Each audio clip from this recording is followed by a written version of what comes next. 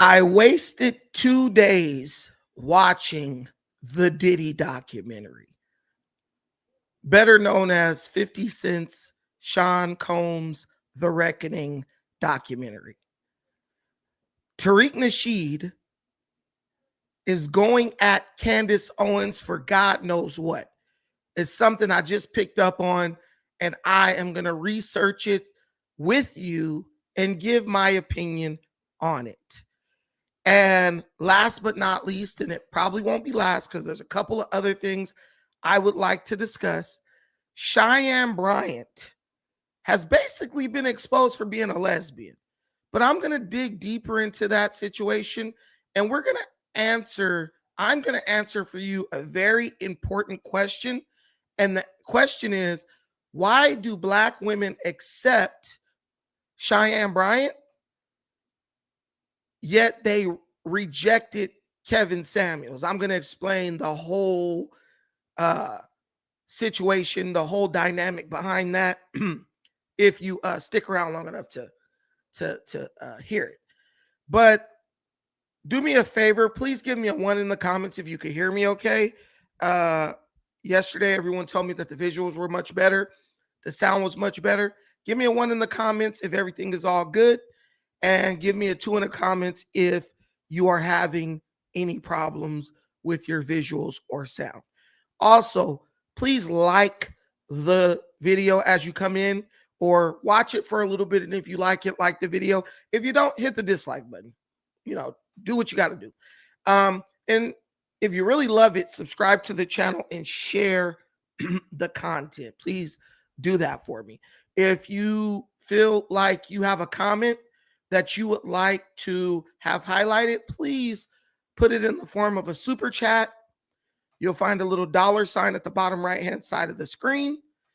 And through that, you can leave highlighted comments with a contribution, and I will read those live on air and respond to them.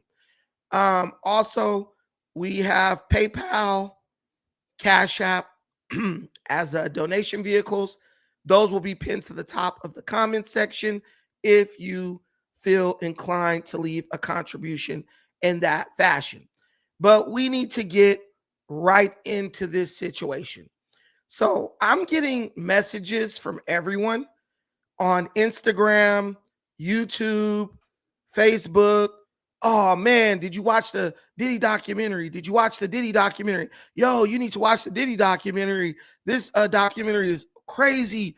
Diddy, even people who I really respect and I consider to be very intelligent, highly intelligent people, they were all up in a tizzy about me watching this Diddy documentary. It meant something to Black folks that everyone needed to watch this Diddy documentary or this 50 Cent produced documentary about Sean Puffy Combs. And so I always fall asleep on everything. So I watched it one night, fell asleep on it. And then I woke up the next day and I did what I had to do. And then the next night, I watched some more of it, right? And I ended up finishing the documentary. I listened to the testimonies. They had people on there like Lil C's. I think who else did they have on there? They had like Little C's. They had Eric Sermon. They had former Bad Boy artists. They had some detectives. I remember two particularly. One was from the LAPD. The other one was from the NYPD. And they basically had people giving different perspectives of what was going on with Diddy. And they had some reenactments of things that happened. They also had some footage that I didn't even know was available of Diddy talking with his family during the trial and leading up into the trial.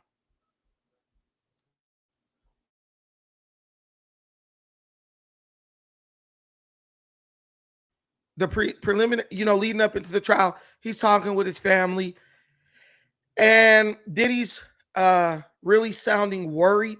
He's talking to his lawyers. He's talking to his sons. And he looked at this like a battle, right? In the documentary, in the video that was revealed, he's telling his lawyers, he's telling his sons, hey, we're losing, they're winning. He's basically getting stressed out. Would you guys like to come up and give your opinion on the documentary? Because I could put the link in the comments, and when I'm done with my little monologue, you guys can go in, you guys can come up and give your opinion. I would like for people to give their opinion. I think this is something that needs to be discussed, because ultimately, my view of the Diddy documentary was, it was a huge waste of time. Sean Diddy Combs was convicted of transportation, 2 counts of transportation for the purpose of prostitution. He wasn't convicted of PDF. He wasn't convicted of SA. He wasn't convicted of rape. He wasn't convicted of any of those things, right? He was on trial, a very high-profile trial in what I would argue is one of the most liberal parts of the country, Manhattan.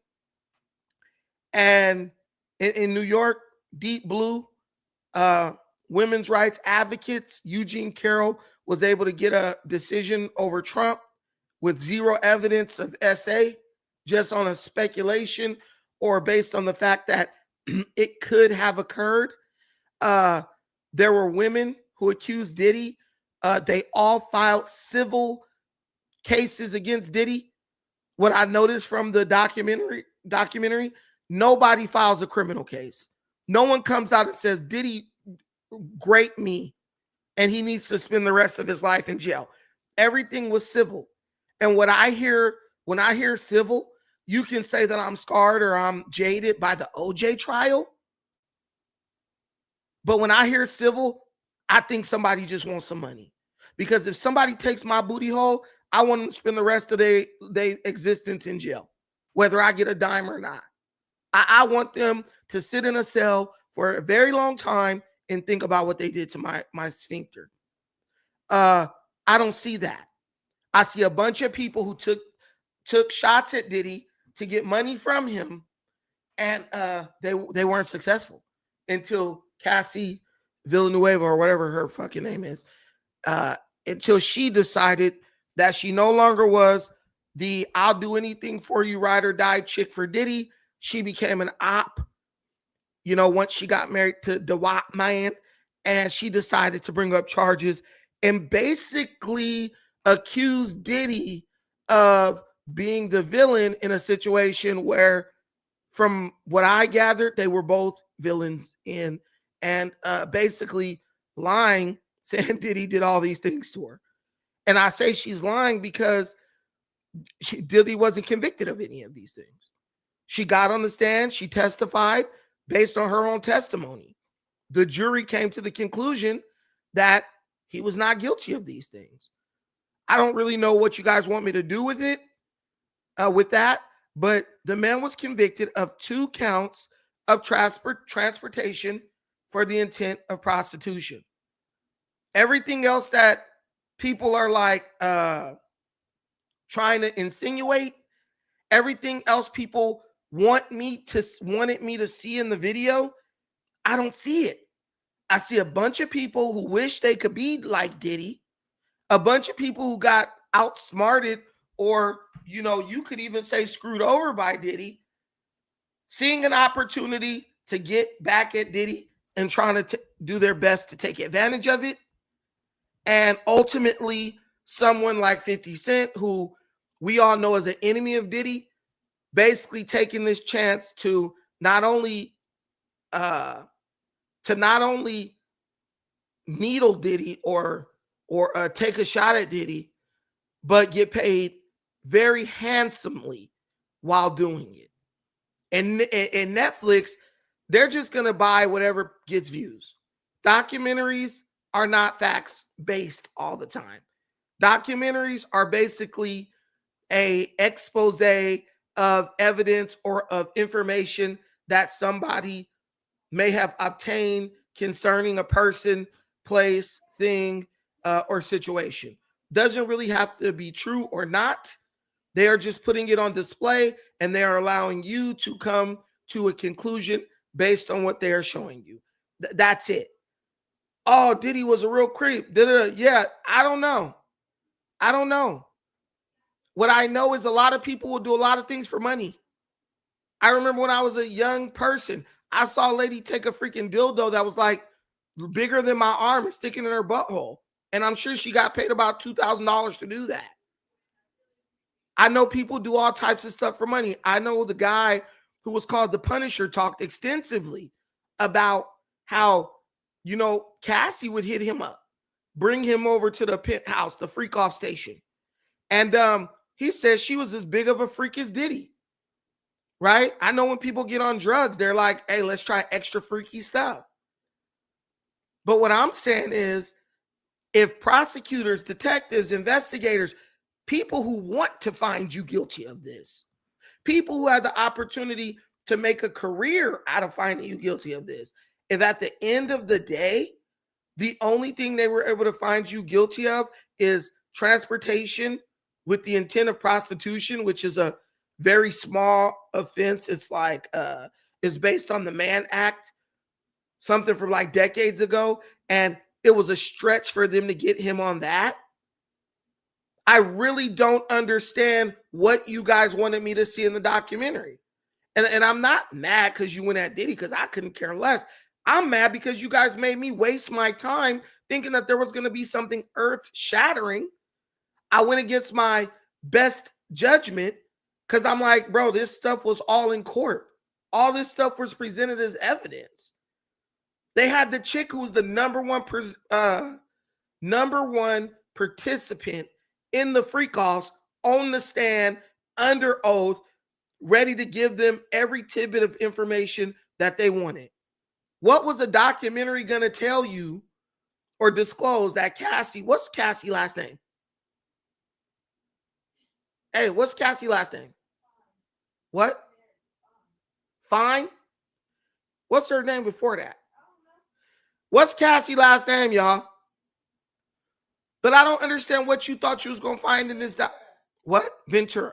Cassie Ventura, pet detective. I don't know what you guys thought you were going to find in the documentary that Cassie didn't already disclose.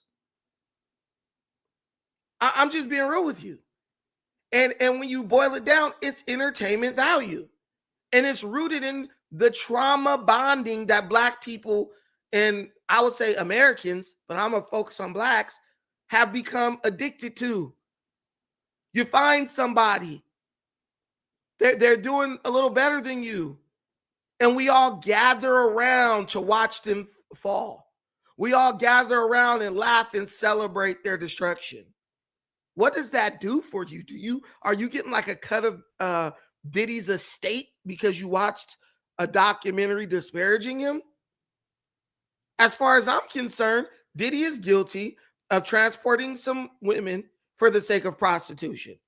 But he transported them willingly because they came to get paid and get pissed on and stuff. I really don't understand where's the entertainment value in that. Let's be 100% real, bro. You are a pervert. That's what this is about. You want to hear about people getting their nipples cummed on and stuff like that. You're a freak. And you want to pretend to clutch your pearls and act shocked at what Diddy did. It's like when women say they don't suck dick. They all do it, but they'll pretend like they never did it in their life. But get them to a club in a bathroom and she's hitting her freaking knees like she's doing a reenactment of the Nutcracker. She'll hit her freaking knees like a college wrestler, dude, before you can even blink. But she'll play innocent. I would never do it. Your grandma told you she didn't suck dick. She lied. She was doing it in the barn every night. But she'll tell you she didn't and go sit in the front row at church knowing she's a liar from the pit of hell. And you'll sit up and believe it because people want to appear virtuous when they are not. That's just reality. That's just reality. You're no better than Diddy. You wish you were Diddy. You wish you had his money. You wish you had his prostitutes. You wish you had a fine ass chick on your nuts like Cassie to do whatever you say. And most importantly, you wish you could get on a record without being able to rap, dance, or sing like Diddy. You want to be him. To me, this all stems from the eat the rich crap, where a bunch of people who are less successful go on a witch hunt for a rich person just so they could destroy something. But what I'm telling you is it does you no good. How do you benefit from it? How do you benefit from knowing that Diddy liked his nipples come down? What does that do for you? Unless you're a freak. Unless you are a freak who gets off on freaky things. It does nothing for me. I hear about Diddy getting his nipples coming on. I'm not like, dang, man, that's crazy. And let's be real, you freaky niggas up in there, probably touching yourself while you listening to the documentary about Diddy's freak offs.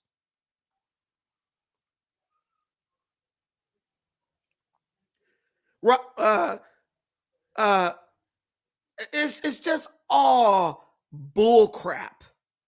They wanted this guy. It's like the Epstein files in Trump, right? And there's a very logical reasoning on this.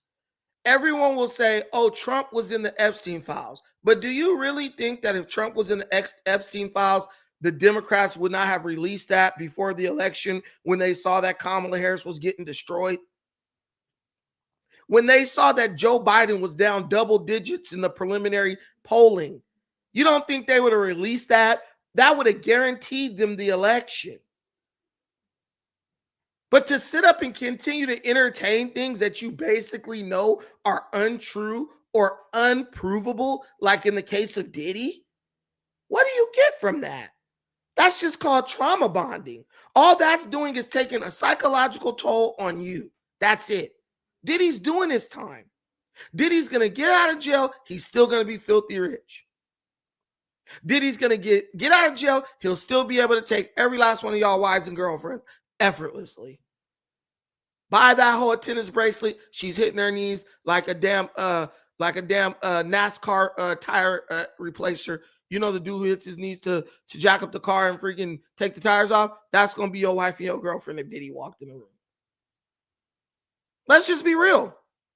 We're keeping it real, right? Diddy's a pervert. We're keeping it real, Brandon. Let's keep it real.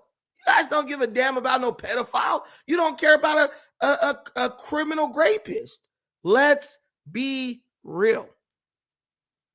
You only care if it's someone who looks like you, so you could tear them down or take them down a notch, or if it's someone who is the political opponent of some politician that you want to vote for. You think Diddy's bad? What about the creepy, perverted uncle in your family that y'all keep inviting to the family reunion and don't nobody want to report to the police? If Diddy's so bad, I just want to know. What about y'all pastors who sit up molesting grown men in the front row of the church and y'all still going to his church? I don't know, but that's my pastor. Black folks got a lot of damn nerve. There was a point where I would say black people may have been the moral compass of America, but those days are gone. Those days are gone. You gave up on that the minute you voted to allow transgender men with intact penises to go in the bathroom with your little girls and your wives. You gave up on it. You gave up on that when somebody spoke out against it and you said, what's going on with trans people ain't got no impact on me. You gave up on it. You gave up on it. Everybody is a detective. Everybody want to watch the Diddy documentary and unsolved mysteries and solve crimes while eating a bowl of cereal on their couch. You want to stop sex trafficking? Come to LA. I'll take your ass to Figueroa. You go out there and stop all the trafficking you want. I promise you to God. We know where the trafficking is happening. You worried about the Epstein files. You worried about the Epstein files. Let me take you to Fig and 90th. You don't need Epstein Island, baby. I'll take you straight to the booty. And you go fight they pimp and force him to get her off that corner. You don't want to fight sex trafficking. You don't want to stop any of it. You want to be informed about it, made aware of it, so you can ingest it for entertainment. That is it. That is it.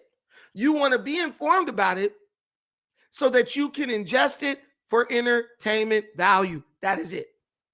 That is it. You worried about SA that took place between a rich dude and his prostitutes, but drive past Western and King every damn day and see women out there in damn thong bikinis at 3 o'clock in the morning. And don't do nothing. Don't bat an eye. You don't call 911. None of that. I don't believe you. If Diddy is all these things, what are you? That's my question. It really reminds me of the O.J. Simpson case because, you know, I learned something that I didn't know about that case. Whole time, hold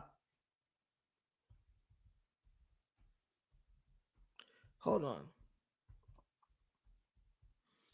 Everybody,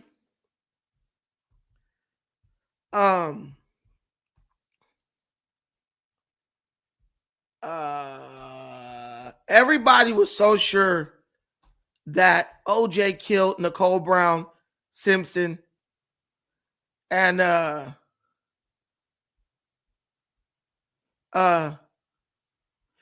everybody believes that OJ killed Nicole Brown Simpson and her boyfriend. I forgot his name.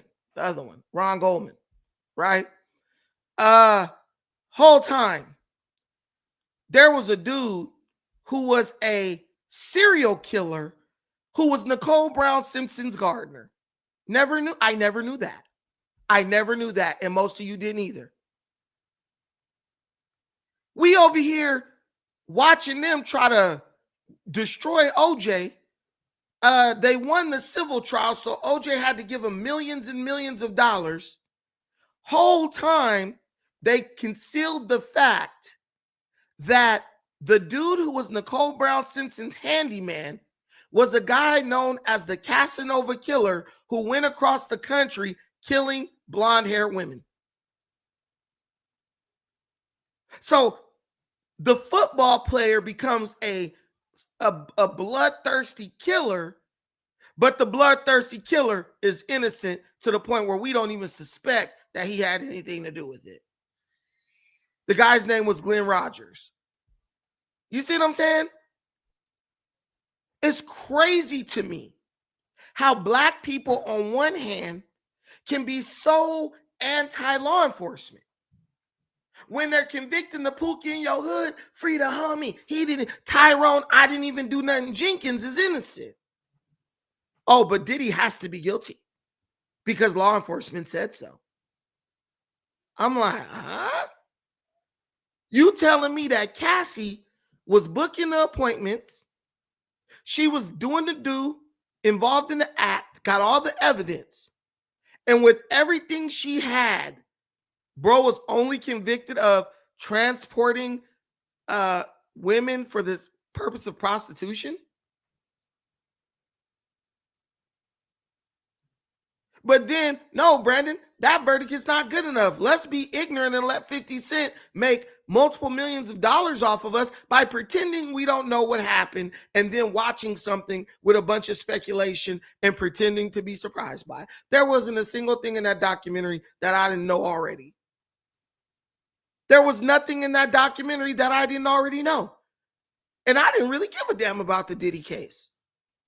So I got to be traumatized twice. I have to pretend like this is some new information to make you feel good about hating Diddy. Maybe you should stop focusing on Diddy and start focusing on you, because Diddy's going to be fine. Your son is walking around wearing dresses. Your daughter is walking around dating females. But Diddy's the problem.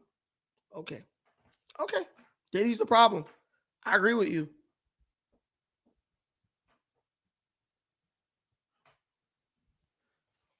I didn't care how many songs that Mark Curry wrote. That's the point. Bad Boys for Life was a shitty song. Only thing I liked out of Bad Boys, Black Rob, Mace, 112, Biggie, was the Locks on there? The Locks, Carl Thomas. That's all I cared about. The dudes who made it big, those are people I cared about. Beyond that, I didn't waste any moments of the day. Yeah, I wonder what's going on down at Bad Boy. I wonder what's going on down at Bad Boy. You guys are going to have to tell me, what did watching the Diddy documentary do for my life? How did it help me? Did it stop human trafficking for 3 minutes worldwide? I'm just asking you a question. How did it help me? Since I had to watch it so I could know that Diddy was a creep. It's just crazy to me, man. The peanut gallery is wild. The peanut gallery is wild. They want people to be bad so bad. You want Diddy to be this monstrous person so bad. Diddy was a dope fiend. And so was Cassie. And go to a crack house and watch two dope fiends. All they do is argue and fight all day. All day. The higher they get, the more they argue, the more they fight. Y'all saw New Jack City? I used to be prom queen. Now you just prom fiend. Remember that? That was Diddy and Cassie. I am frankly tired of hearing about this dude and how he beat up and potentially maybe sort of kind of essayed some washed up singer. Cassie is $30 or $70 million richer based on ultimately a bunch of stuff that was determined.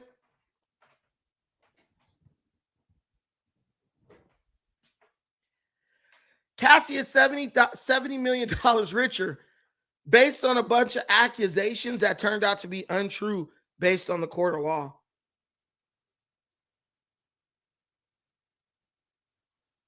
You know what? Hey, Miss Berry, you know it's payback. You know it's payback. It's like somebody getting your worst enemy and be like, yeah, tell the story about bro. Come speak at bro funeral.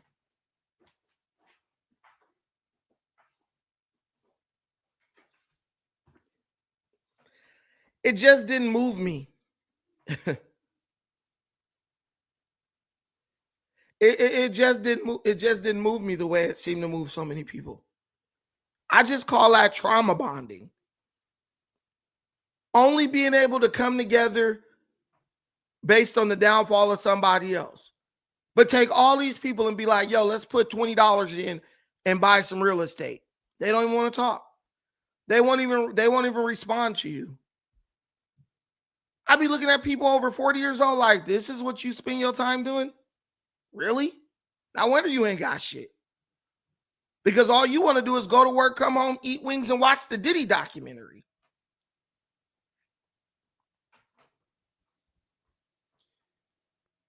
Just face it, you're a freak. You like that shit Diddy was doing. You just glad he got caught and it wasn't you.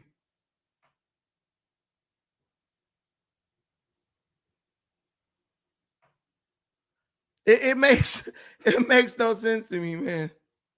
We got bigger problems. Our kids can't even fucking read, but we worried about what Diddy doing. Let's be real. The whole trial was a big nothing burger. None of the things you got, there was no way. If you would have told somebody a year ago, hey, they're going to put Diddy on trial, but all they're going to find him guilty of is 2 accounts of transporting for the purpose of prostitution, no one would have believed you because it's not interesting.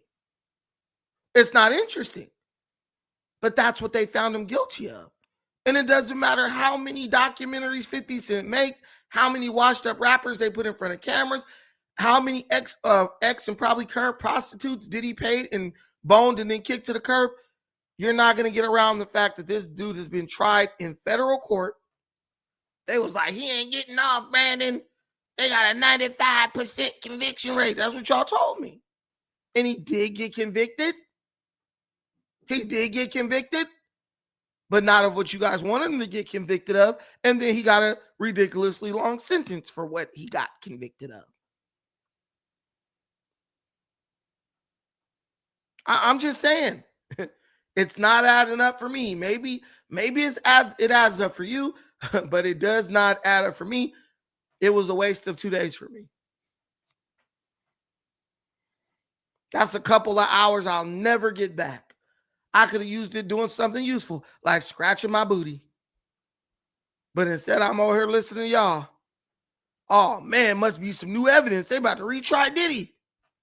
Whole time, it wasn't nothing. It was a humongous nothing burger, I guess. Okay, that was beautiful. That was real beautiful. Now, we have to go to another topic that I find is actually probably a bit more interesting. Hey, guys, I have like these drain flies at my house.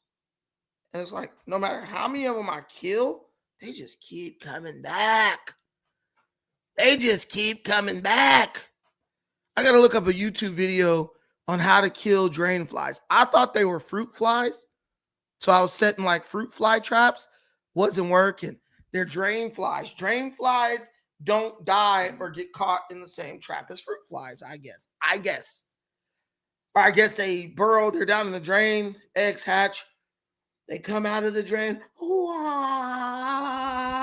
And then bleach. Miss Berry, you are just such an expedient, no-nonsense woman. How do you even survive in New York City? We got our boy Tariq Wiggly Knees Nasheed. And for some reason, he has taken it upon himself to go at Candace Owens. I learned about this through my main celebrity media source, O'Shea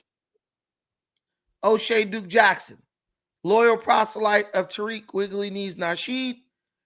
And I don't know a whole lot about it, so we are going to learn together.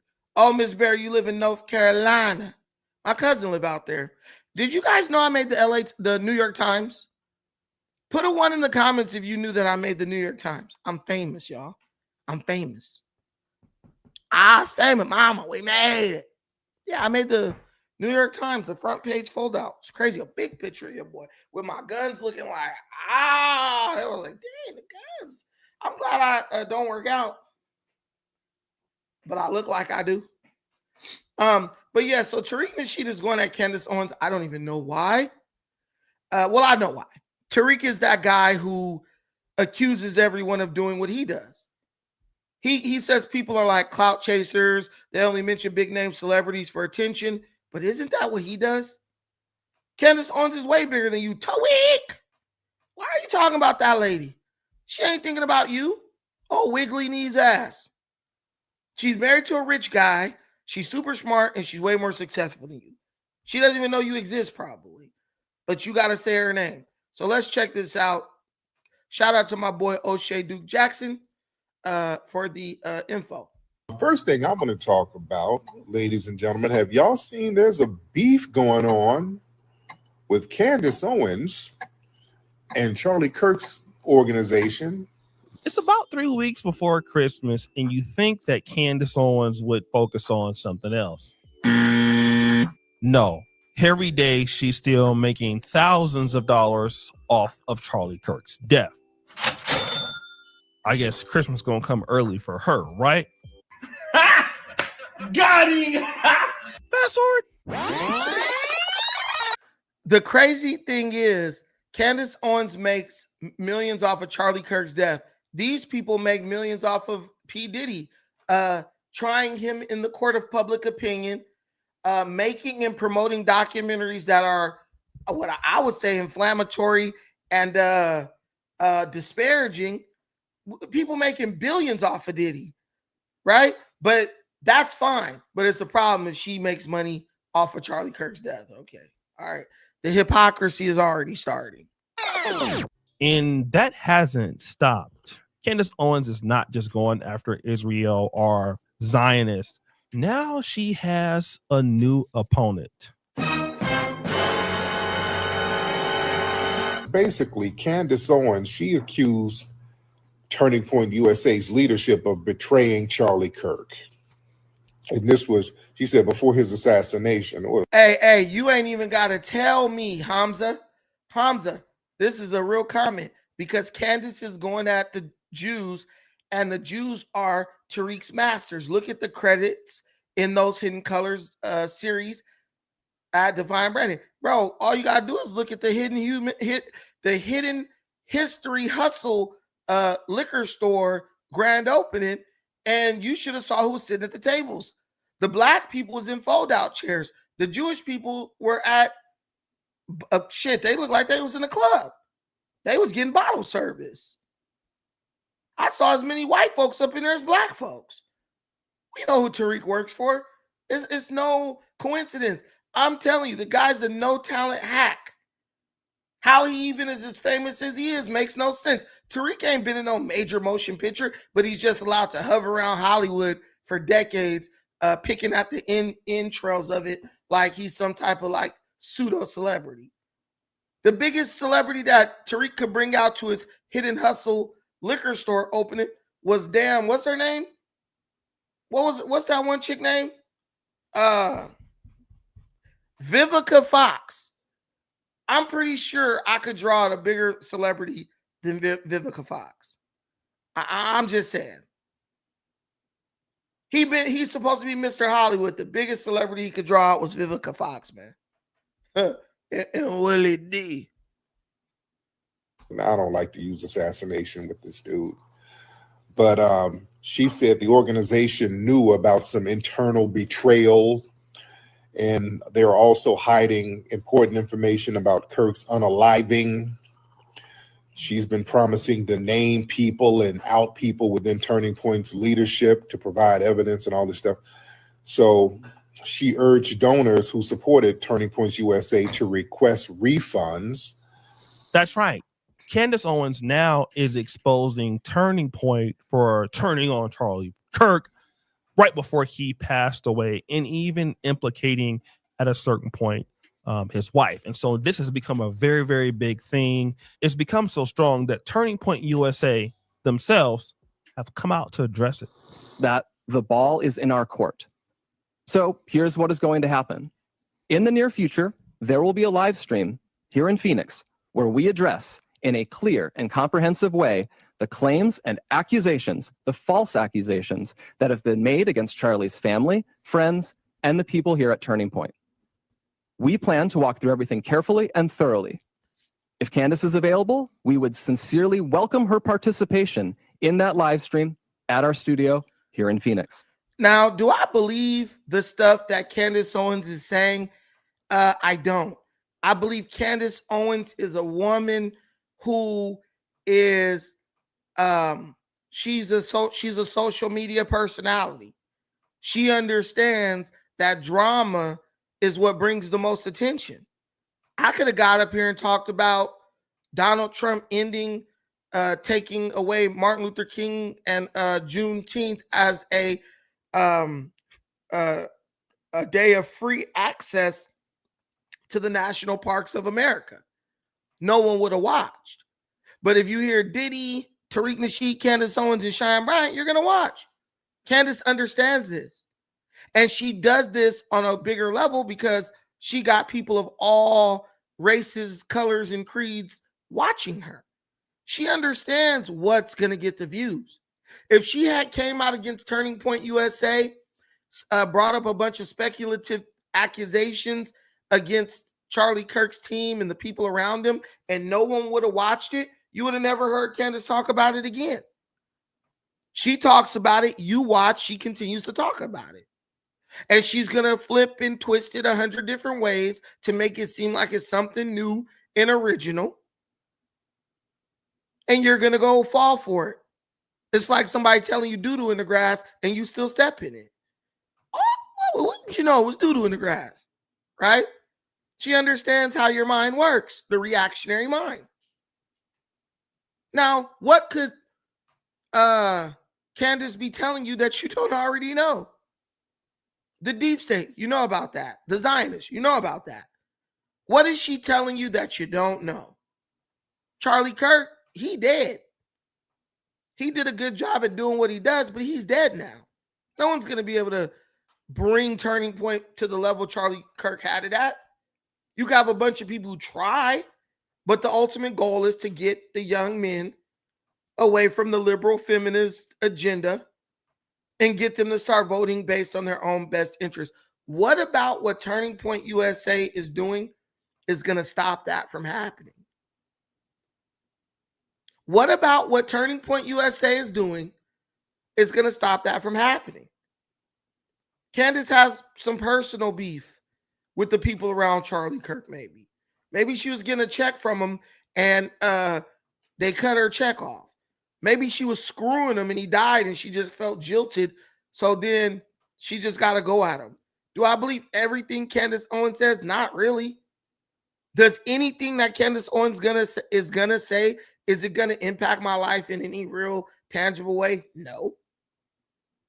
So it's just entertainment. It's all just entertainment, and that's fine. Tap in, be entertained. Be entertained. But at the end of the day, understand something. You're getting played, though. You're getting played. Candace don't care about that stuff. Candace's husband a billionaire. Candace got a baby on the way, or she just had the baby. Candace is about to be mommy on Christmas. Hey, let me go gossip to my damn laptop today, and we going to make millions. That's all it's about. I just want y'all to know, just in case y'all didn't know that. That's all this is about for these people. But somehow it's the news. It's the news. At this point, we believe the ball is back in her court. Now, Candace Owens is saying that she's open to debate or ask them the tough questions. And of course, because of this, Candace Owens has caused a big rift right now. And even Turning Point, they've been getting certain threats, certain emails. It's just really bad and rough right now because of what is going on. And a person that is commentating on this is Tariq Nasheed. Now, this is interesting because Tariq Nasheed typically doesn't cover something like Candace Owens, but he decided. Yeah, obviously he doesn't. He's not smart enough. Tariq is a dumbass. I don't even know why Tariq's attempting to even bring up Candace Owens. She will wipe the floor with this clown in the debate. Tariq better shut his ass up before he get the Candace Owens mob on him. Tariq tries to play both sides.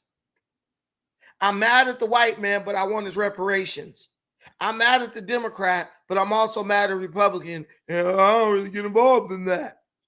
I'm sitting on the couch. I'm sitting on the couch. Just a dude who gets black people excited to do nothing. That's what Tariq is. Let's get excited about doing nothing. To do it. And his insight is pretty unique. Y'all notice that whole MAGA crowd / alt-right crowd, Turning Points, Candace Owens, Nick Fuentes, all of these people, these guys, there's like a civil war with them right now. He's talking about the people on the right that are fighting for the attention after Charlie Kirk has passed. Now, this was going on even during the time in which he was living, but the fighting or the war going in between these, conservatives, it's no longer about, black or white anymore. It was never about black and white. And that's why I hate when people who do nothing but try to play both sides try to comment on one side or the other. There's not a single person involved with MAGA who gives a damn about Candace Owens and Charlie Kirk's estate going at it. Neither one of those things is going to get any legislation passed. Neither one of those things is going to get the victory in the midterm. None of those things. People in MAGA are more worried about affordability and what assassination attempt is coming next as the Democrats try to kill Trump because they're losing horribly in the political arena. No one cares about this. Charlie Kirk is dead and gone. His wife is in charge of it now. Candace about to have a baby. I really feel like Candace Owens is about to be announcing her retirement soon, because she kind of seems like she's trying to go out with a bang. She's just saying anything, going crazy. She ain't getting no younger. And her husband is rich, so getting on the internet is not something she has to do. Like, Candace, are you going to like take care of these kids, or are you going to keep getting on the internet? You know, if you're doing some political stuff, something that is actually going to be helpful, I'm with it. But are you just going to keep getting on the internet to spread conspiracy theories? I have no animosity against Candace. I love Candace. I love her way more than I even give a squirt of piss about Tariq. But dude, Tariq is not even in Candace's league. So the back and forth between them is not even a back and forth.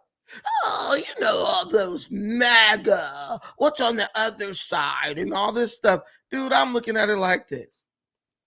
Do you want your kids' genitals to get mutilated or not? Because that's what we're really fighting about. That's the major disagreement, the conversation that nobody wants to have. Beyond that, I couldn't care about no petty squabbles. We got bigger problems. Things that people like Tariq Nasheed and Candace Owens should actually agree on are the things that we are fighting for. But instead, let's just talk about petty bullcrap.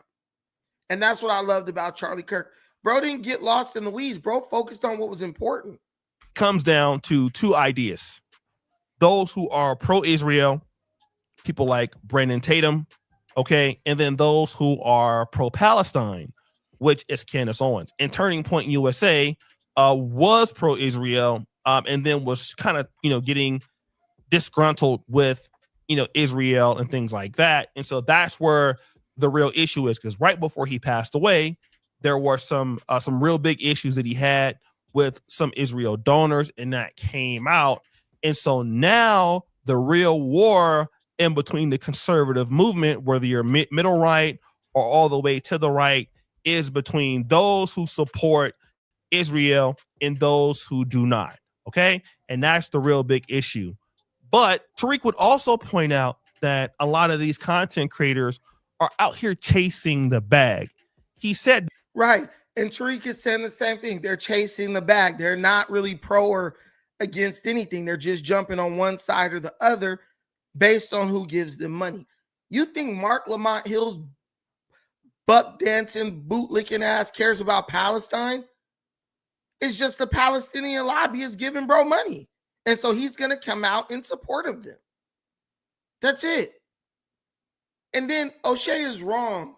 Oh, MAGA is about who cares about Palestine and who cares about Israel. No, MAGA is like, stop giving both of them our damn money. That's what MAGA is about. MAGA is about America. You guys hear Nick Fuentes, he's MAGA, right? That's what you guys say. What is Nick Fuentes' position on it? Nick Fuentes' position is my position. I don't give a damn about either one of them. Stop giving them my damn money up out my paycheck. When you look at your check and they then took over damn near $800 out of your check, I don't care who it is. Stop giving them my damn money. Let them focus on their own problems. That's where MAGA is. If O'Shea knew anything about MAGA, he would understand that. If you think that MAGA is squabbling over who's the good guy, Israel or Palestine, you're just an idiot who doesn't understand anything.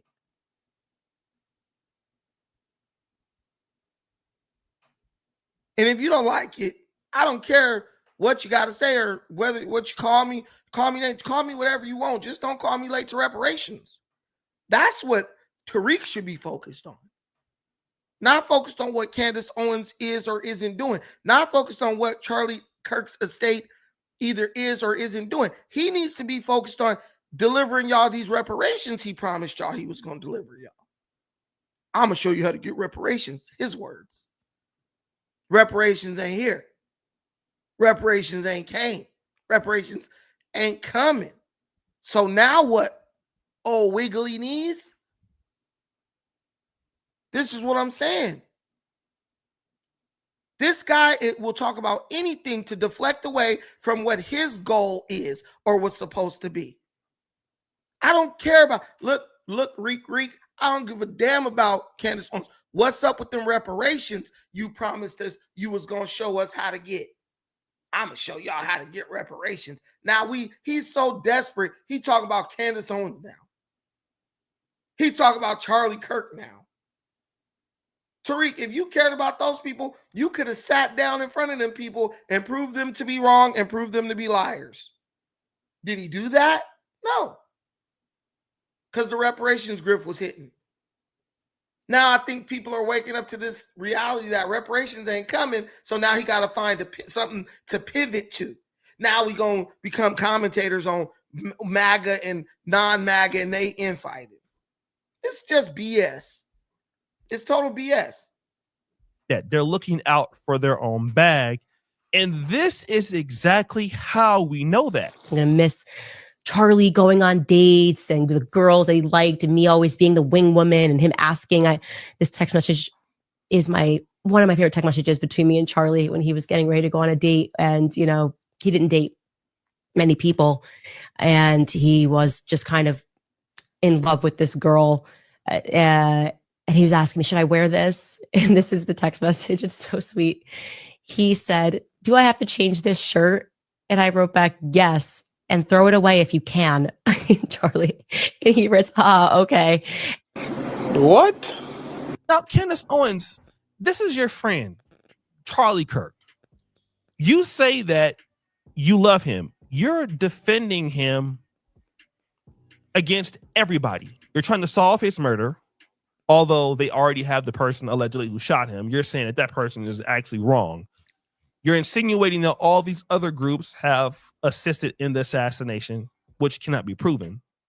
But now your friend, Charlie Kirk, you're showing text messages of him cheating on his wife, which is interesting because Charlie Kirk was this family man.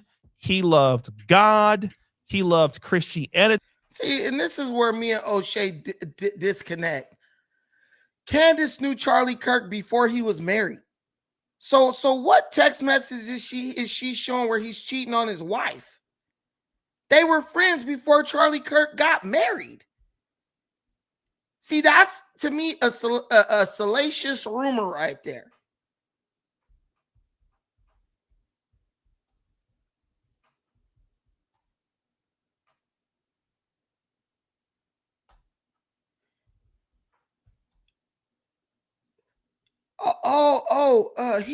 You're showing Charlie Kirk got married in May 8th, 2021. That's after Biden got elected. Charlie Kirk and Candace been rocking since Trump's first election in 2016, maybe prior to that. What the hell is this guy talking about?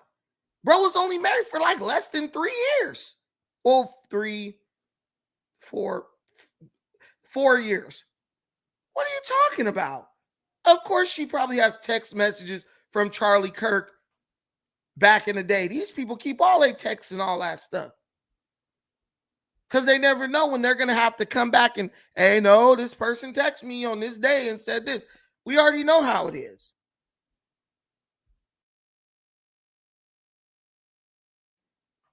But where did you get this? He was cheating on his wife. Does someone know something that I don't know about this guy having an extramarital affair? I doubt if he was going on a date with a woman and cheating on his wife, as a Christian man, he was going to text Candace and be like, hey, yo, Christian freaking zealot, Candace Owens, I'm going to tell you about me cheating on my wife and going on a date. That's bull crap. As a person who's a Christian, who publicly professes to be Christian, that would be un-Christ-like of Candace to know that and not say anything about it to his wife. So just what the hell is this guy talking about? Now Charlie Kirk was cheating on his wife because O'Shea Duke Jackson says so. All right. he loved the Beatitudes and all the things. And so that's how he died. The American public remembered him, some of them at least, not everybody, but those who supported him, as some level of a martyr. And Candace Owens uses this opportunity to show that, hey, I had a personal friendship with Charlie Kirk, and this is him on his way to a date with the woman that he's in love with. That is not his wife. Damn. This is something that you would have never released if he was alive. So why do we need to know that Charlie Kirk was cheating on his wife? Like, we don't need to know that. And that is exactly what Tariq is trying to point out here, is that this is basically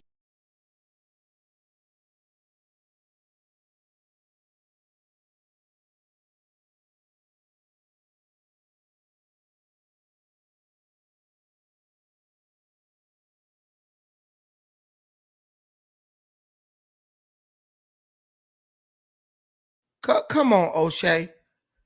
Come on, my brother. Come on, my brother. If you're going to talk about this like a journalist, at least be journalistic, bro. If you look at this picture, Charlie Kirk is significantly younger in this picture than he was back, than he was when he died. That man is way younger. How the hell is he cheating on his wife? This is a young ass Charlie. Don't even got peach fuzz. This is Charlie when he got older. Bigger head, swollen head. This is Charlie. You know when Charlie got older because his neck and shit got bigger.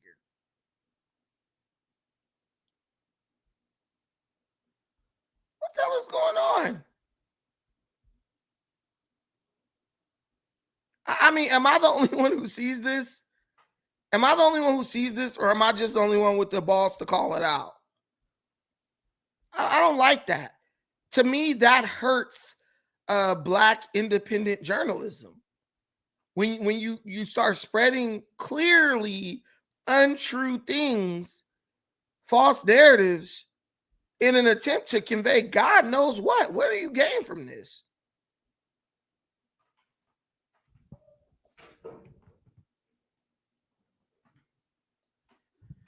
What do you gain from doing this? I don't get it. Maybe y'all know, because I sure as hell don't know. But yeah, he was not cheating on his wife from what I see, what I can see, and what I know of the situation. O'Shea just reaching like hell, in my opinion. Bro just reaching. Because nowhere did Candance say, oh, this was something outside of his relationship with his wife. But we'll play a little bit more, and then we'll move on. Just chasing the bag, and whoever can get the bag first, that's where we're at. But he would then bring out something else. See, all the common denominator that a lot of these people have is anti-Black grievance. They sit around and just throw darts at Black folks. So when the glue that holds that coalition together is hatred rather than principle, it starts collapsing under pressure. When the anti-Black talking points stop producing unity, they got to have new scapegoats. And these individual influencers, they're trying to chase their own bag. The important thing that he's mentioning is the common denominator is anti-Black racism. O'Shea, stop repeating everything Tariq say. It's not a good look, and it's a lie. The glue that held together Candace Owens and Charlie Kirk was anti-Blackness. Guys, let's be real. I am Black. You are all Black. You don't even think about Black people most times of the day. You think about what you got to do. Black people ain't crowning no freaking body. Black people focused on doing crazy stuff like listening to drill music and going to work and getting to work on time. What are you talking about? He's basically trying to compare what they do and make it like what FBA does, which is just FBA is united by hatred. They're united by the hatred of Black people who are not from America. I could talk about you. I could make fun of you. I could not like something that you're doing. I could even want your ass out of this country. But that doesn't mean I hate you. I want you out because you're stealing. And you were here brought here on temporary protective status, and you're stealing. And we're finding out that you stole up to $8 billion. That's why I want you out, not because I hate you. I can't afford to keep you. That's why you got to go. But I don't hate you. That's FBA. FBA is the only group who goes around on the internet all damn day hating on other black people, but ain't got nothing to say to white folks. If the goal of all these people and the major driving force behind them is anti-blackness, FBA should be spending every day invading white forums and calling them out on their anti-blackness. No, I see FBA in African spaces. I see FBA in African spaces basically cracking jokes about them being ashy. See, Tariq is doing projection. He is accusing them of doing exactly what he's doing. The reparations grift is dying. That's why you're getting another volume of Hidden Colors. He has to go back to pseudo education because the reparation stuff is done. You done got shut out of reparations in the only state that was even considering it on a statewide scale. He has to, Tariq is frantic right now. He needs one more good grift to go into retirement. He needs one more good grift to go into retirement. See, the money that he was planning to make from being a host on the Revolt Summit, he didn't get that because he didn't get picked. So he needs one more good grift until retirement. He got one good grift left. And then he's going to bow out of a life spent talking about pretending to fight white supremacy. Tariq didn't even become pro-black until he was like 40, like 35, after he gave up his aspirations of being an MTV VJ. Hamza, 100% right. Tariq broke up ADOS for nothing. But I'm going to be real. ADOS was a grift as well. That's why it broke up so easily. When people are not really about something, it's easy to pull them one way or the other one. They were never really committed. We're still waiting on Yvette Carnell to open up those ADOS chapters all over the country. She's been collecting money to do it, but she just never did it. She's older than me, so damn, when's she going to do it? These people are full of crap. But that's why when they talk about Candance or Charlie Kirk or whatever, it's projection. Con artists think everyone else is a con artist because they're a con artist. They think based on what they would do in a certain situation. Do I think Candance is doing that? Is she grifting? Yeah, to an extent. Yeah, she is. Do I think Charlie Kirk was a grifter? No, I do not. No, I do not. I think he had values. And I know it's possible because I have values. And I'm not going to compromise my values for anybody. Guys, I could blow this channel up to 100,000 viewers, 100,000 subscribers in like 2 months. All you got to do is bash Donald Trump. Get on here, talk shit about Donald Trump, go watch Midas Touch, go watch the Cohen guy, all those dudes, go watch their show, come back, repeat exactly what they say on your channel, no clips, no nothing. You're going to be at 100,000 views in less than 3 months. Go look at Afro Think Tank. That's exactly what he did. You can watch his videos. The regular stuff about Pan-Africanism, barely any views. The stuff bashing Trump, 42,000, 32,000. He'll do 3 or 4 Pan-African videos, then a Trump bashing video. And I'm not knocking him. I just don't have it in me to grift. I can't grift. I can't get on and betray my thoughts, my conscience. Maybe I'm dumb. Maybe as I get older and broker, I'll be able to do it. But as far as right now, I can't do it. I can't do it. That's all you got to do. You want to make it in this space? talk shit on Trump, talk shit on Republicans, basically create an echo chamber. You want to go up, talk about reparations. You know they're not coming, but talk as if reparations is right around the corner. There are people who are here for that.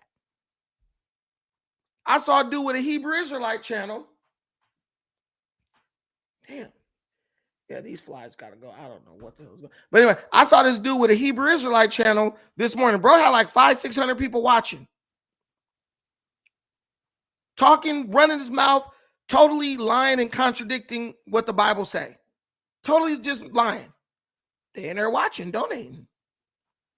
Do you think he doesn't know what he says is untrue? He knows for sure if he's a Bible reader. But he's an old guy, probably doesn't have a retirement, and that's probably what he's living on. I get it. And every day I pray I never hit that zone and have to be that guy. I do not want to have to lie. I won't do it. I do not want to have to lie to people to make a living. I hate the idea of that. I could never be a used car salesman unless they're like certified, approved, Carfax, all that stuff. I just couldn't do it. But yeah, but Tariq, par for the course for him. So of course he's can identify other people doing it, because what is the old saying? How does the old saying go? Takes one to know one, right? Takes one to know one. This guy's a total clown, man. He's an absolute clown. Okay, guys, let's get into these super chats. Okay. Shout out to my girl, Eagle Eyes, for the $20 holler in the super chat. Hello, Brandon. Hello, chat. Thank you, my sister. I appreciate that. Shout out to my boy Mino, my number one Chinese asset. Our Chinese soul brother himself. Thank you for the $500. Those are called dollars. Thank you for the $500, Mino.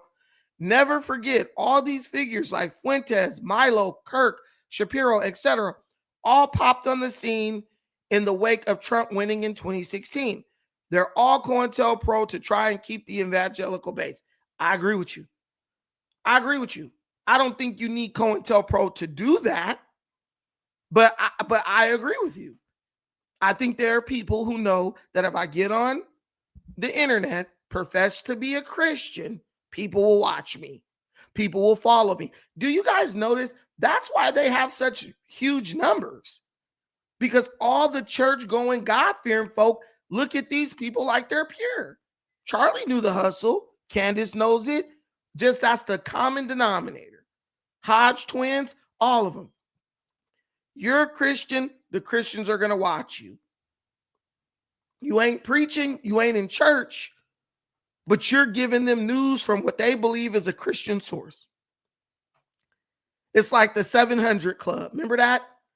Early in the morning, you wake up and your granny be watching the 700 Club. That's the same thing. It's a model that has been done for decades, and it just it manifested, right?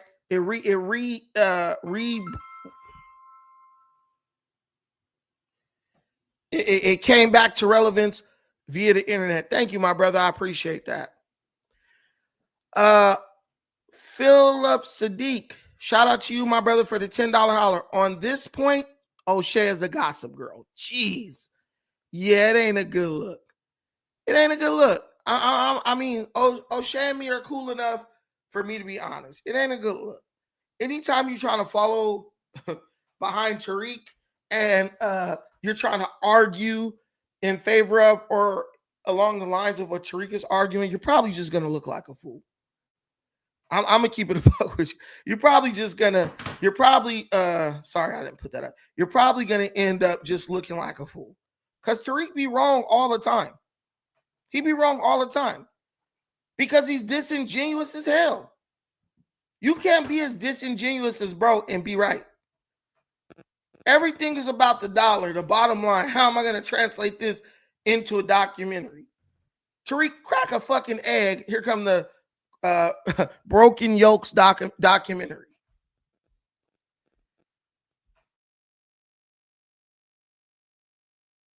Here comes the Broken Yolks documentary.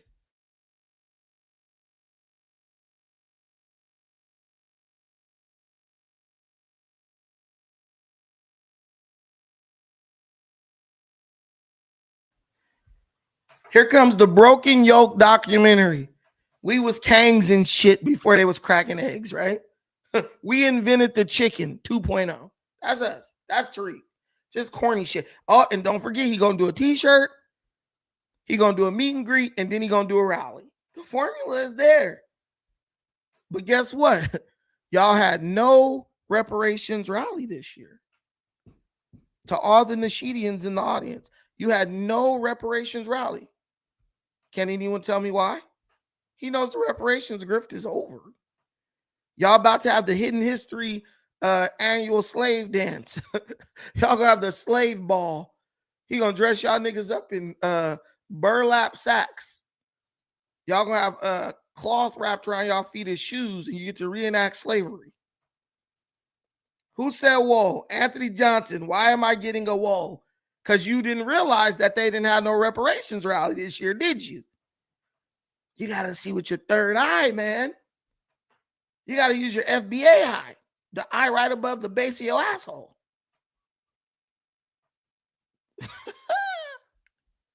But he up in Candace Owens' business. Tariq, back the hell up like your hairline. Back the hell up like your hairline, dude. Just fruity as hell. All right, guys, we talked about big wiggly knees, dude. We cooked him enough. Can we talk about Cheyenne Bryant? Can we talk about Cheyenne Bryant and why women accept Cheyenne Bryant's nonsense but rejected Kevin Samuels? That's my big question about Big Shy. Why do women accept Cheyenne Bryant but they rejected Kevin Samuels? Why did women accept Derek Jackson but they rejected Kevin Samuels? Can I get a witness? Hey, no. But can I get some insight on that? Kevin Samuels, a man who was married twice, he clearly had some revelations about relationships. He understood some things through trial and error. What he said made a lot of sense. Some of the things about how much money you make and stuff, these I didn't agree with him on that because these hoes like bums anyway. I promise you, God. I promise you, they like him. They love him. Can't get enough of him. But a lot of what Kevin Samuels said was very real and honest. And I believe it came from a good place. I never really viewed Kevin Samuels as a grifter. But black women as a whole rejected Kevin Samuels. Right? They as a whole reject. Because he told them to lose weight. Don't no man want a woman bigger than him. Act your age, not your shoe size.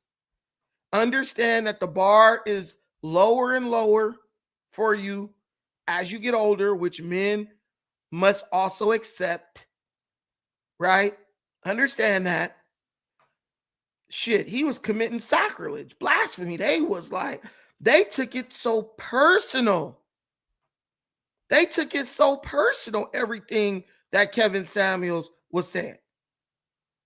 It hurt their feelings, right? Right? But all of a sudden, here comes Cheyenne Bryant. And she's the new guru. And I love what she be saying. What is she saying? Go be a 40-year-old pass around for a bunch of young dudes? And you know you're going to be a sugar mama too to keep young dudes around. I'm tired of hearing stories about the nurses and they loaning these young dudes their car and the young dudes won't bring their car back.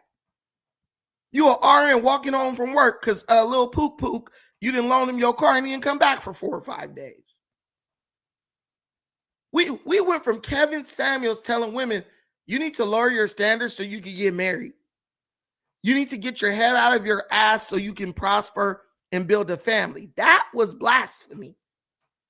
That was too much for them to bear. Hurt their feelings and their earlobes. That was wrong. That was assault. But the woman telling you to make yourself a middle-aged pass around for a bunch of young dudes, now that's what I want to hear. Like, women, I'm serious. Do y'all really think these young dudes, like, you 45 years old, you really think these young dudes is just like they wake up and, ooh, can't wait to give me an old bitch? Yeah, they do, probably, because they need money. But y'all really think these dudes want you for you, though? Y'all really think these young dudes want you for you? If I go date a 25-year-old, you think I think she's there for love or for stability? She might love the stability. She might love the idea of being able to go get whatever she wants at the store. Being able to supersize her fries at McDonald's versus eating a kid's meal. That she might be in love with those things. But let's be real. Me and a 25-year-old, we have nothing in common. Nothing to talk about. Am I still going to hit it? Hell yeah. But I'm just saying, I go in knowing what the situation is. So if the situation fizzles out, I'm not disappointed. You got these heifers crying real tears because they found out that their 19-year-old boyfriend didn't want their 55-year-old ass. I saw a video a long time ago. She was dating some dude who was like in his 20s. She's 40-something. I found out he was cheating on me. Was he cheating on you with someone who was also 20-something? Because you should have saw that coming. You should have saw that coming. Hamza said he's 45 and wouldn't be with a woman his age. Yeah, but women mature faster than men. So a man who's 45 years old can marry a woman who's 30, 35. I mean, as long as you can keep up with her, if you know what I mean. Some of y'all dudes out here hung like a fucking cocktail shrimp, wondering why she don't want to be with you. And then you bash women, bro. You know you ain't good for nothing but 10 pumps. Only when it rained, too. Then wonder why she ain't calling you back. Ah, she ain't no good. No, you ain't no good. How about that? But women, they say women mature faster than men. That's how the saying goes. I think women just figure out the reality quicker than men, but as quick as they figure out the reality, the majority of women reject the reality in favor of fantasy. We're not bashing women tonight, but it just is what it is. It just is what it is. These women be like, spoil me. Spoil you, nigga. We in a recession, dog. We need to be putting some money in the bank, hiding some shit, burying something. Spoil me. I had a homie who got divorced. He was whining and dining his wife, taking care of her real good and stuff, buying her everything she wanted. She wanted a car, bought her the Jag, all this shit. COVID hit. He ended up, his industry just tanks, right? He tells his wife, hey, I'm out of a job right now, so for a couple of months, you're going to have to pick up the mortgage and stuff.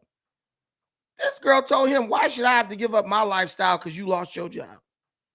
You want a place to live? You want to live inside, don't you? You want to live in this big-ass house we got, don't you? She making good money. Ain't had to pay for nothing for years.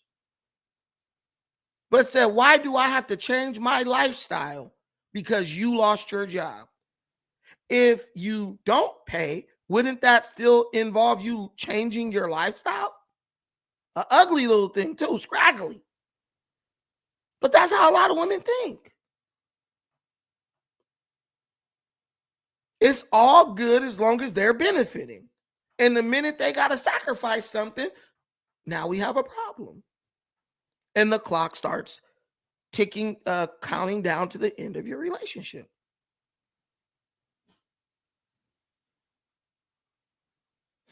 Mino said, divide your age and 7 equals the youngest female a man over 40 can date. What? Divide your age and 7. Oh, and add 7. You want to divide the age in half? So if you 40, it'll be 20 and then 27. Oh, okay. I get what you're saying.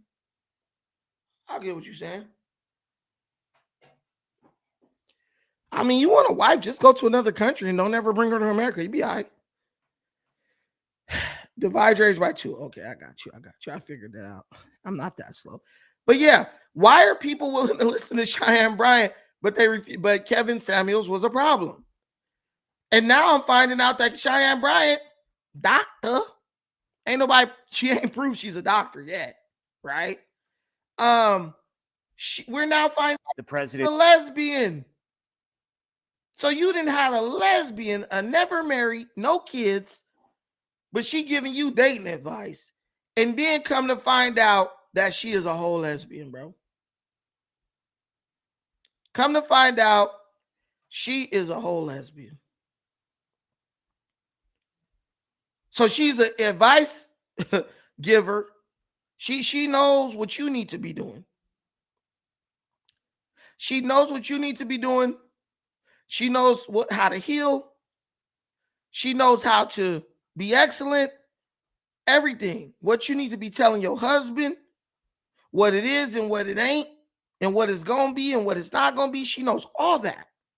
But never been married. Got no kids. And it turns out she's a lesbian. Zero frame of reference whatsoever. But she knows what's best for you. Kevin Samuels, on the other hand, was married twice, has kids, the president of the local NAACP, has kids, all that. Oh, but he's just a misogynist. He just said he hates women. Cheyenne Bryant has mastered something. She's mastered the art of telling women what they want to hear. She's mastered the art of telling women what they want to hear. And I love the fact that Paul Pierce, she got in the face of a real one, Paul Pierce, and she tried to pull that crap. And bro didn't pull no punches, called her ass out, put her on notice. Like, hold on, what's going on with you? This is about you. You didn't flip the script on us. We over here. Verse uno. Man, he showed did. But it was good. It was insightful. But no, we need to find out about what's going on with her. She dating, single. Dating. What do that entail for a 42-year-old? I am dating. But single. Enjoying my life. I have really good companions. How many are you dating right now? I'm not exclusively committed to anyone. But I have one guy that I have dated off and on for 5 years. We got her. We've dated for 5 years off and on. So you was his work for 5 years? You been his work? You still his work? Oh my gosh. Yeah. I know. Yeah. The fact that she's been on all these talk shows, these women like my sister listening to her, and ain't nobody said, okay, where's her husband at? Where's her wedding ring? Where her kid? Where is anything that tells me that she's has the experience and reference and that can qualify her? Where are her qualifiers? That's what they call. No one bothered to ask that question. Why? Because they were hearing what they wanted to hear. And for many women and a lot of men too, a lot of you dudes in red pill, you Hebrew Israelite Negroes, that's the only qualification necessary. That the person is telling you what you want to hear. The Bible calls it having your ears tickled. But she sat in a room with an NBA player who didn't probably have more coochie than any of us. And he called, you're not important to me. You are not special to me. You are not nothing that I'm going to be impressed by. What qualifies you to tell me what I need to be doing in a relationship? I've had an on again, off again boyfriend for 5 years. What? And then it turned out that was a lie. That was a lie. Even the on again, off again boyfriend didn't want her dog ass. I know what's going on. I'm about to, we're gonna take this sheep clothing off. I have the wolf teeth going out. No, we have was somebody's work for 5 years. Yes. We have been somebody's work for 5 years. 5 years. And yeah, I have spent the block for 5 years. And it's the truth. And he doesn't like it. He's absolutely correct. She said, we have been involved for 5 years. I have spent the block for 5 years. I've been somebody's work for 5 years and he doesn't like it. Girl, he loves it. He loves it. He get everything you got to offer. And when you start getting annoying, please go home. And you get to go on the internet, talk to people like you know what's going on while hiding the situation. Hey, shout out to Sucker Season Clothing in the building, showing love with the $5 holla. I'm about to meet up with my brother later on today. We got to have a little spot of tea and kick back, relax, and catch up. We haven't met up in a while. Hey, I need the link to the Sucker Season Clothing. Now, is there a channel? We got to discuss all this when we link up, because I definitely got to make sure I show the bro love and get some merch and lead y'all to the promised land when it comes to the merch. Shout out to the bro, always showing love, supporting every single time. I appreciate that. It's all love. But yeah, so this is where we are. She's basically been somebody's little piece of booty for 5 years. And mind you, y'all, she's in her 40s. And it ain't like she 20-something and she having fun. She's in her 40s telling women, oh, you need to just enjoy yourself and let these dudes slut you out for years and years until you 50 and they don't want you no more.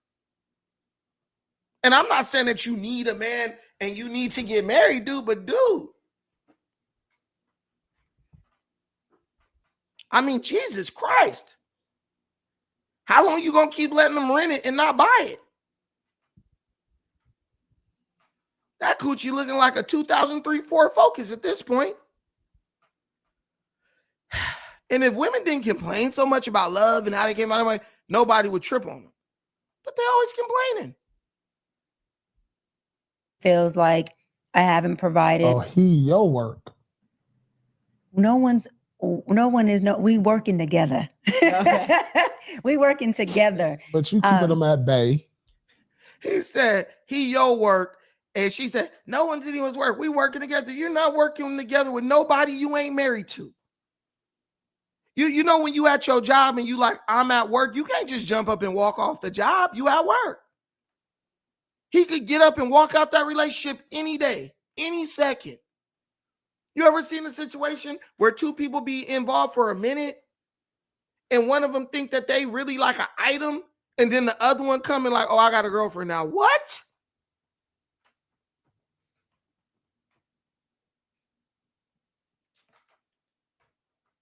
Until there's some type of commitment, y'all just fucking. That's it. I just told my homegirl, I said, she on her second baby, she's ugly as hell too. She just an ugly little petite chick. She had one baby by this dude, moved to another state, moved to Colorado. She had a baby by bro. Baby is cute. They getting into it. She come back to California. She go back to Colorado. Now she's pregnant again. I said, damn, how many babies you gonna push out for this nigga before you ask him for a wedding ring? Or before he offers you one? Oh, well, I'm waiting for him to ask me. No, you're a breeder, nigga. You're being used to produce children. And he's gonna marry someone else and be like, that's gonna be the stepmom to your children. But you running out there thinking you was special because the nigga skeeting in you. That don't make you no fucking special. It's just some dudes who are nasty. They'll skeet in anything. Come on, dude. Don't even work. You pregnant. CNA running around with a damn belly trying to clean people's asses out of job, and bro sitting on the couch playing Madden all day. And you letting this dude skeet in, you talk about, ooh, I'm waiting for him to offer me a ring. Bro, with what money? That dude gonna make you a ring. You know them little Hotep people, the wire rings that they be twisting up? He gonna give her one of those. Bro gonna give you the ring off of the top of the damn the Pepsi bottle. You know that little ring under the cap? But you steady pushing out babies for this dude. At least Cheyenne Bryant is smart enough not to be having kids by this dude, but maybe she can't have kids. Or is he keeping you at bay? He wants a relationship. He wants to be committed. You just like the sex. No. Oh. Let's keep it 100. How you keep somebody for 5 years? That's like for real. You can't keep nobody at a distance for 5 years. Oh. Hey, Paul Pierce just read her ass to the core. Like Oh, he been wanting to make it official for 5 years. The only way you're still involved with somebody after 5 years and y'all not married, sex is good, but they don't want to be with you like that. Ain't no man about to sit up and be casually messing with you for 5 years unless he's messing with other people and you are just a nice option when he want it the way he like it because you know how to do it just the way he like it. Also, women do the same thing. But it's funny how all these women convince themselves that they've been involved with a dude for many, many years, and somehow in their mind they saying, well, he really does want to commit to it, but I won't let him know he don't. If the man wanted you, he gonna propose to you. Trust me, y'all might just get done screwing, and he'll be like, you want to get married? If he ain't ask you, you're just a cheap thrill, baby. You're just a cheap thrill. You the one who do it the way he like. And you will be the person with the job until he finds someone who does it better.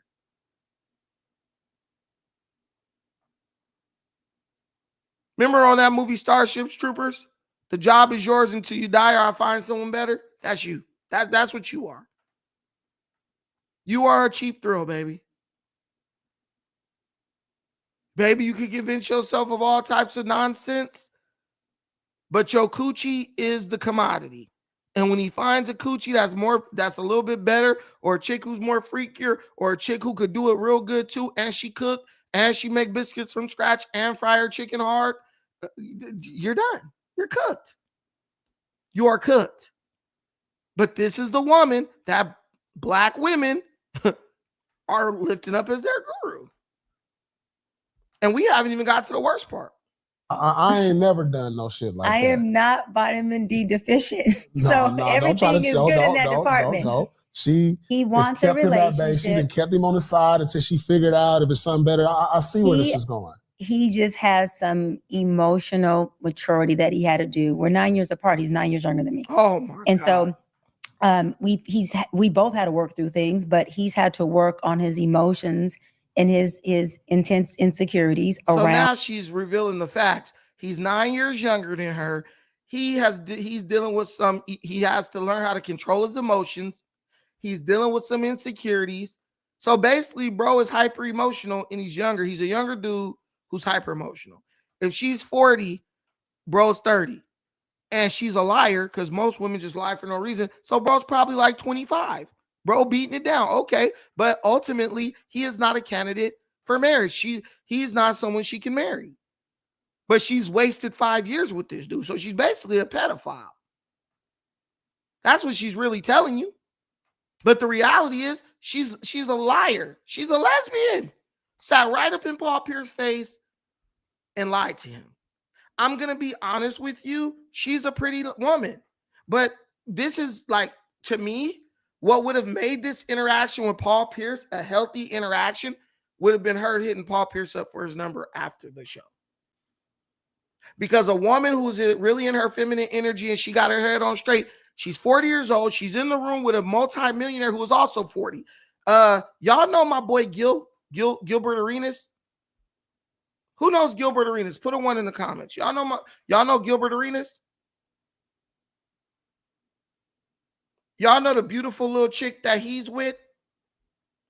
That's right. You know Gilbert Arenas, that chick Melanie Monaco or whatever? You don't know? Okay, look, she's so fine. I saw her at the Laugh Factory in Hollywood. She's a baddie, dude. Okay, so Gil, he met this chick, Melanie Monaco or whatever. She from somewhere. I think her last name's Monaco. I could be wrong.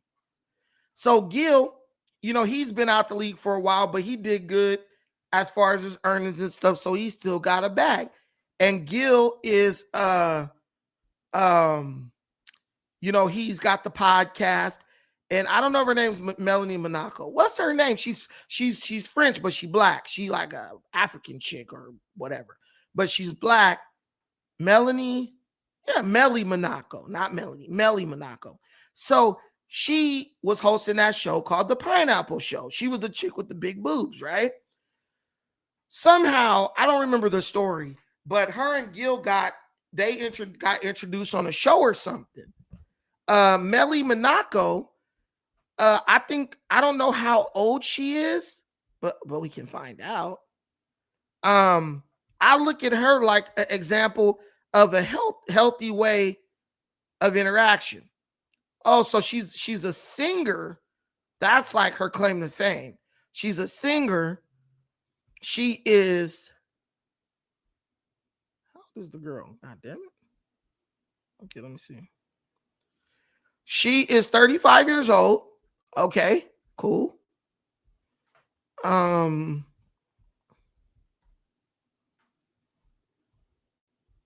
She's 35, so still young. She can still push a baby out for you. Somewhat. It's gonna be autistic, but she can still push it out. Gil is 43. So he's 8 years her senior, right? He's 43. He's rich. She is 35. She's successful and she has some money off of social media and all that because she's fine, right? She gets involved. How did they meet? Y'all tell me how she met, right? She don't look like no damn Lil Durk. You a hater. Tell me, y'all tell me how they met. From what I think, they like met each other on a show of some sort. Maybe it's Pop the Balloon or something. I don't know. But she's absolutely gorgeous, right? Fine. I saw her in real life and she's fine as hell. You know, Gil, they met. Melly shot her shot. Gil liked, you know, he was buying whatever she was selling, per se, so to speak, figuratively. And they're now together. I think they're married now. She liked what she saw. He liked what he saw. How could you not? She is voluptuous. And they're married now. She's absolutely beautiful. And she's athletic too. She played volleyball. She can jump. So if bro want to have a son that's gonna make the league, if he doesn't turn out to be autistic, bro is good. That's all I'm saying. What the hell is this? Oh, so you can't be on her page or something like for long or what? Oh, this girl's diabolical. But anyway, so yeah, so I guess you just can't be on her page perving out. But yeah, so basically she shot her shot, whatever they got together. Yeah, I guess they got something you gotta do with this, or either I'm not signed into Instagram, whichever one. I don't know. But anyway, so yeah, to me, that's a healthy adult interaction. I am a woman of some means. I'm in a room with a man of some means. He's attractive. I'm attractive. You know, we're having good chemistry. Let me shoot my shot. Listen, you got to be mentally unstable, which many of these females are, to walk out of a room with Paul Pierce, a multimillionaire who's incredibly successful, very smart, articulate, athletic, tall, all that. Hall of Famer for sure, right? You walked out of a room with bro. And Cheyenne is not ugly. She's not ugly. She's not an average looking chick. She's slightly above average. To walk out of a room with Paul Pierce and never shoot your shot and go back to go screw a 25-year-old is diabolical. A 25-year-old broke dude. Do you understand like the level of ignorance and like just degeneracy you have to be consumed by to do something like that? But this is the person who these women lifted up as they damn queen. We was queens and shit. That's who they're going to take dating advice from. You'll be better off taking dating advice from Oprah, dog. That's who they're going to for their dating advice. This woman walked past Paul Pierce to go back and lay up with Pookie, talking about he got some. Like the fact that you could even admit something like that to somebody like Paul Pierce is crazy, diabolical. And then she went at it with Umar Johnson. Let's tap into this.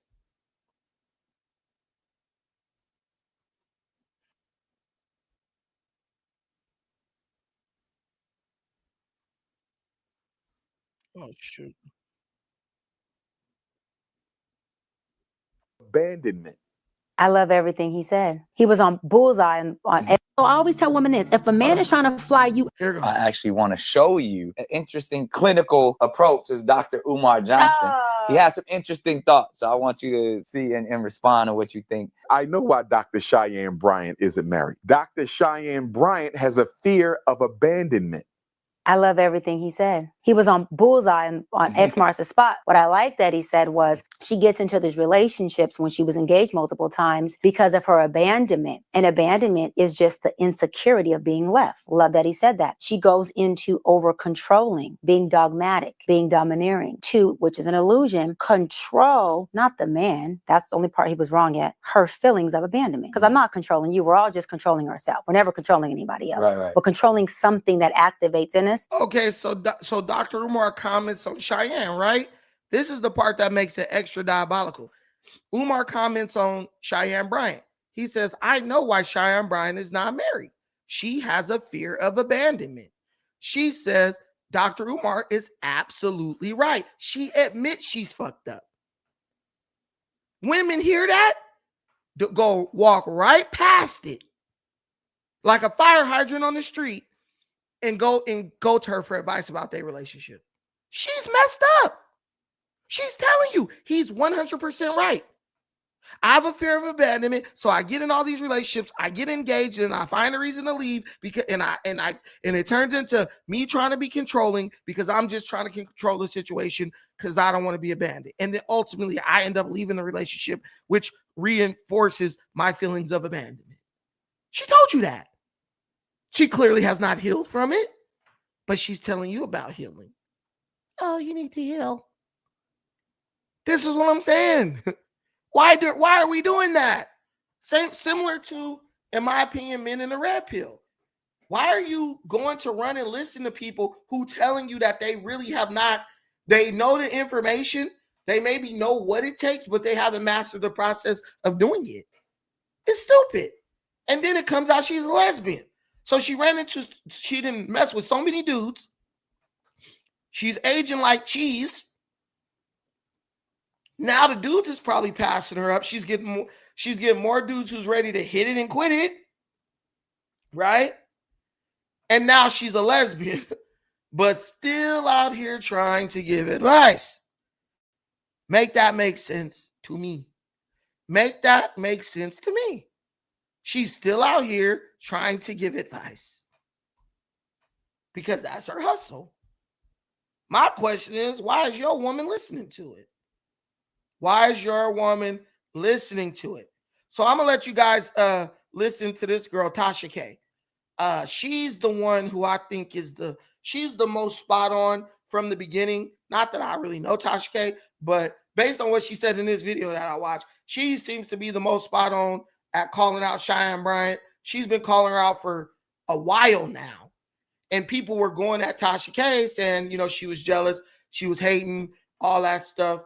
But it looks to me like Tasha K has been exonerated because, Cheyenne Bryant was exposed being out with a lesbian who apparently is like a very passed around lesbian chick who's been with everybody in the game. With different women, even though the women decided to have babies with. Right. Yeah. My favorite bull dagger. Hi, Dr. Bryant. How you doing? Yeah. She called her a bull dagger. Yeah. See, they say I look gay, but she is. The receipts are in the action. You have to ask yourself, when it comes to Dr. Bryant, she was the same one that called out Cam Newton and Nick Cannon and them for being narcissistic and toxic, having all these babies with different women, even though the women decided to have babies with them based on the financial status of the men. So we have to do it both ways. We can't just blame the men when it's the women are the receivers. Ain't nobody bumping no babies in me unless I allow. Hey, listen, man. People got to we got to come to terms with this. If you are rich, women will reproduce with you. When women have kids, it's not about really the quality of the candidate, so to speak. It's about their ability to take care of the kid after the kid comes, right?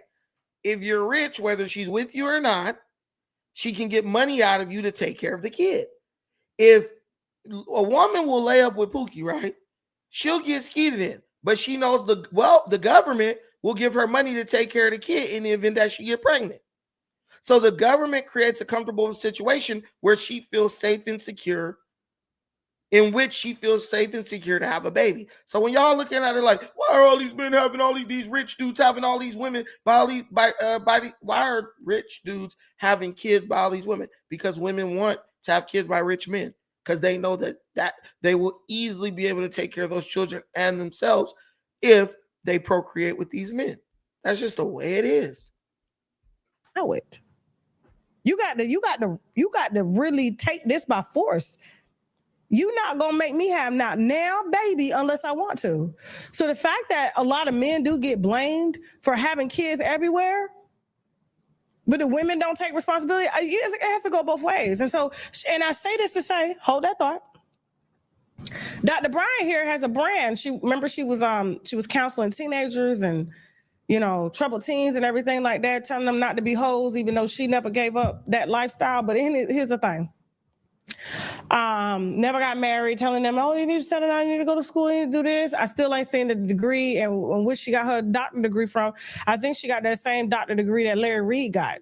And Dr. Larry Reed just recently left the country to go to Ghana because apparently him and another doctor was scamming their viewers. We tried to tell them on the Larry Reed Live channel that y'all was being scammed by professional pedophiles up over there that like children and like to use God to collect y'all money so that they can go spend it on buying assholes, okay, in Dubai.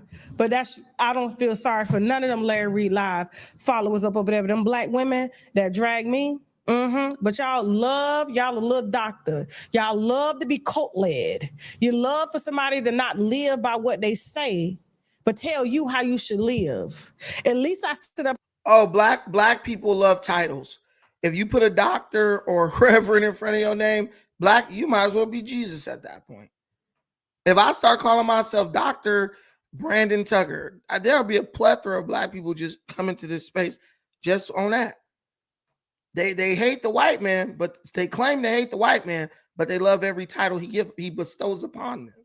So Kendra, Tasha K is right about this. But I want to fast forward a little bit. Because you used up and your edges is thin. Don't do. I think that Pride Month should say something about that. If you're gonna be gay all the way. Don't be gay because men don't want you. Because you used up and your edges is thin. Don't do that. Don't do that. No. Watch this brother. Shout out to this brother in the pajamas that done called out this code y'all playing with. There's boundaries to keep that relationship healthy. Yeah. What's your situation right now? What you mean situation? Like, Happy? You got a man? I'm dating. I'm single, but I'm dating. Single but dating? Something serious more than other? No, just dating. We gotta change because she's there. Unstable to where as a man, you gotta get vertical within your wants to control.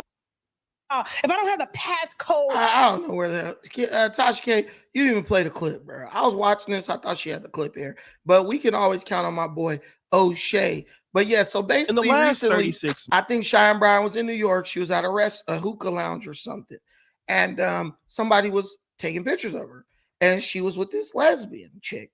So people start investigating or whatever, and they found out that this lesbian chick was responsible for her getting on Cam Newton's show and all these different shows. Yeah, that was Tasha K, looking big.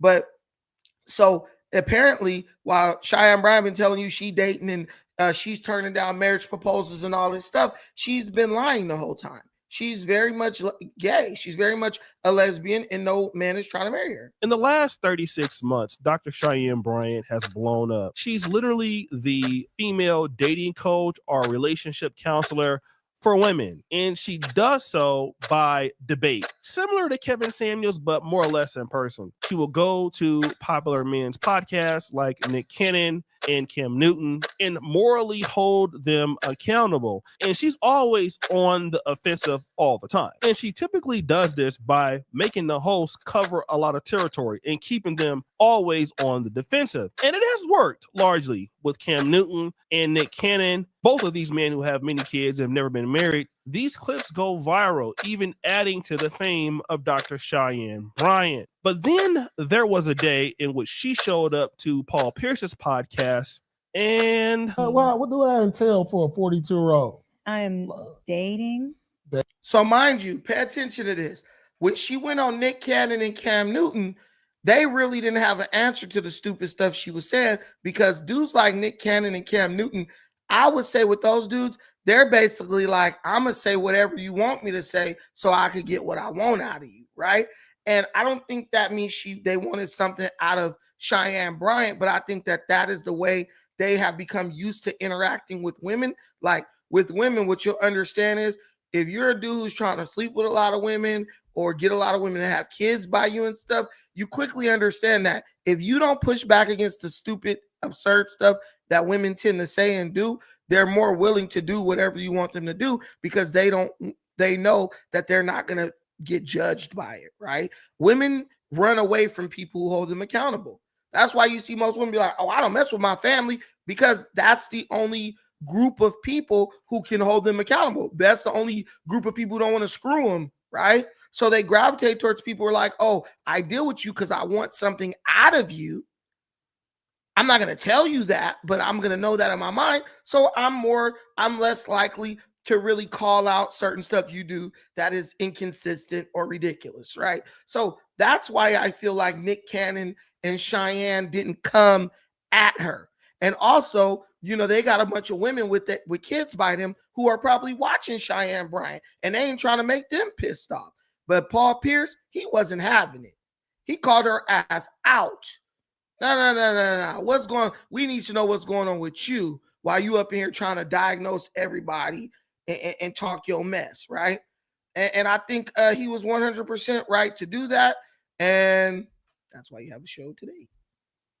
At this particular guy that she's been dealing with, she's been going back and forth with him. And she's also talked about, you know, getting pregnant herself without being married, which is a complete contradiction to what she's been talking about when it comes to Cam Newton and guys like Nick Cannon. So it's a complete hypocrisy.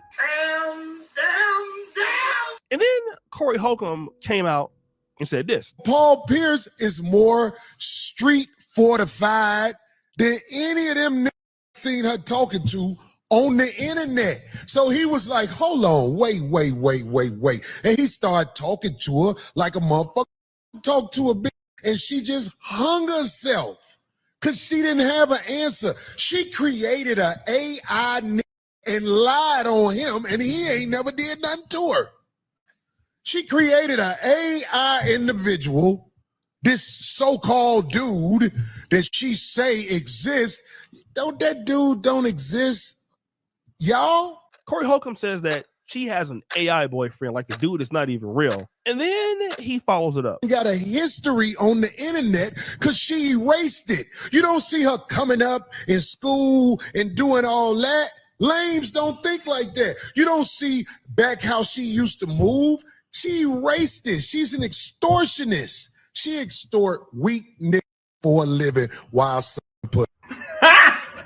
Got him. Basically, she's out here, you know, looking on the you know what. And these claims indicate one thing. Dr. Cheyenne Bryant is a lesbian. Of course, there is always going to be hearsay, but this isn't a new rumor. So Dr. Cheyenne is a lesbian. I knew that anyway, judging by her entourage and people that, you know, she had surrounding her.